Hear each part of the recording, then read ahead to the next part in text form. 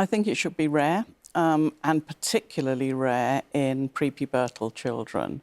And I think the guidance does a good job in explaining that you have to be particularly careful about young children, because if they socially transition too early, we think they can get locked onto a trajectory that may not have been the correct natural trajectory for them.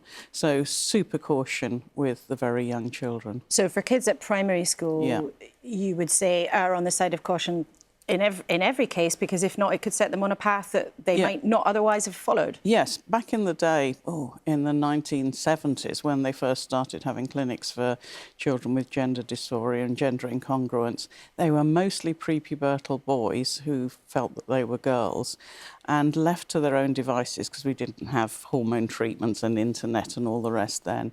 Most of them grew out of it and became gay men. So, you know, the risk of getting a child very fixed in a certain way of being too early is that you are not allowing them to develop and work it out. How do you assess how many children and young people have distress that might be resolved as they grow up, compared to the number of children and young people for whom this is going to be a lifelong issue? When the clinic started, there were about 50 children a year in the UK. And then by the time I started my review, it had shot up to 3,500 a year. And we tried very hard to find out from the Tavistock what happened to the ones that didn't go on a medical pathway. And they just didn't follow them up. And we didn't have that data. So that's one chunk of children who don't go on a medical pathway. And then there's all the ones that, you know, parents and teachers will tell you about, who go through 2 or 3 years of gender questioning and then desist. So I think it's probably a really tiny number. And as I said, even amongst the traditional cohort of the birth-registered boys who presented prepubertally, most of them grew up to be gay men. So it's probably quite a tiny number who are going to grow up, but I can't give you figures. What do you think is behind that change, that huge ballooning of the numbers of kids and young people who feel this kind of distress? I think it's complex. There's never going to be simple answers to this, but there's a whole series of different pressures on young people now. Plus, there's a different kind of cultural context where people are, in some ways, less locked into gender stereotypes, so they can feel more flexible about how they identify, and that's healthy. But I think what has kind of misled children is the belief that if you are not a typical girl, if you like, you know, playing with trucks, or, you know, boys who like dressing up, that means, or that you have same-sex attraction, that means that you're trans. And actually, it's not like that. Those are all normal variations. And I think children and young people were being given a narrative that it's not okay to be anything but absolutely typical of the other girls on Instagram. It's interesting you say misled there, and you mentioned Instagram and social media. Do you think then there's a generation that have been misled by social media? I think they have had unrealistic images and expectations on social media, even, you know, a lack of realism about what transition would really mean and how hard it would be. Because for those young people who are going to grow up and never be comfortable in their body, a medical transition is the only way they're going to be able to live their life successfully and comfortably. But if that's not the path that you were intended to be on, it's a huge cost to go through, you know, quite intensive medical treatments and sometimes quite brutal surgeries, when actually, if you'd taken more time, that might not have been your pathway. There are, though, young people and some families who feel that you've made it harder for them to get the treatment that they desperately want, that they desperately need. Well, I think the new centres will be making sure that every single young person has individualised treatment, and there are more centres. There are waiting lists, but that was the case before I did my review, and we are seeing the waiting lists going down. So I think the biggest hurdle at the moment is that they are still working through this big backlog. When it comes, though, to the trial, so there is a plan at the moment. The intention is that there will be a trial of around 200 under-18s being put on puberty blockers. There are clinicians in your field who feel that is the wrong thing to do.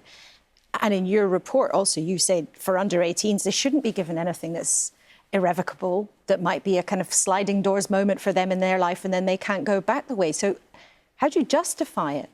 Well, so we don't have any evidence at the moment that puberty blockers are irreversible. There's been a growing belief that that's the case. There's no evidence at the moment that they cause irreversible changes.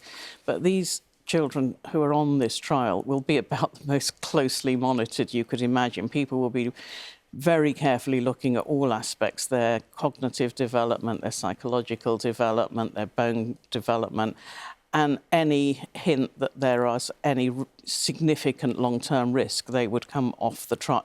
They would come off the trial. So it's a very careful trial. But what's much more worrying is the children outside the trial who are getting these drugs from unregulated and dangerous sources with no monitoring, and possibly, for the wrong reasons. For you, is it vital it happens? Yeah, I think it's really, really important, because otherwise, if we never answer this question, we're going to have ongoing charlatans just handing out inappropriate drugs. It has been, as you said, a very fraught debate, both amongst medical professionals and politicians.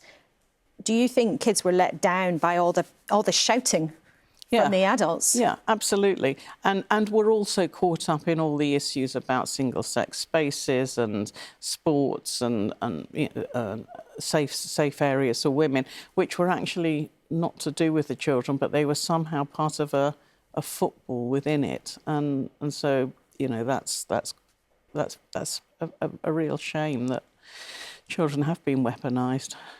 Weaponised? Yeah, I think so. By some people, by people at the extremes. The vast number of people in the middle are silent, but it's the people at the extremes who really have, I think, caused quite a lot of distress for young people, even as there's been, rhetoric in the press. It's frightening for young people. What do you mean by people at the extremes? Do you mean campaign groups or activists? Who do you mean? So I think the people who have been activists on behalf of trans rights have actually, in some ways, been so strident that it's made it more difficult for trans people themselves, who are just quietly trying to live under the radar. And equally, people who have taken a view that no one should ever transition have similarly made it difficult. And in a way, I'm not really interested in the semantics of, trans women, and that. There are a tiny number of people who will never be comfortable with their biological sex, with the gender associated with their biological sex. And for them, a medical pathway is the only way they're going to live their life comfortably. And we don't understand why that is, but we have to try and help those people thrive as much as the young people who are going to grow out of this. You yourself came in for quite a lot of criticism by people on the extremes of both sides. At one point, you said you weren't even using public transport. Is that better now? How's it been? What kind of toll has it taken on you? Well, that was just in the brief period immediately after the report came out. There's a lot of noise on social media that you can just switch off, as you know. The thing that really counterbalances it for me is that so many clinicians that I see when I go and talk at clinical conferences just come up to me and say, "Oh, thank you, I can now just do the job I've been trained to do without being fearful of being called transphobic," or "Your report wasn't rocket science, it just makes good sense." And those comments from real people far outweigh the noise on social media. Dr. Cass, thanks so much indeed for coming and speak to us and having a calm and clear conversation about a very sensitive issue. Thanks so much. Thank you.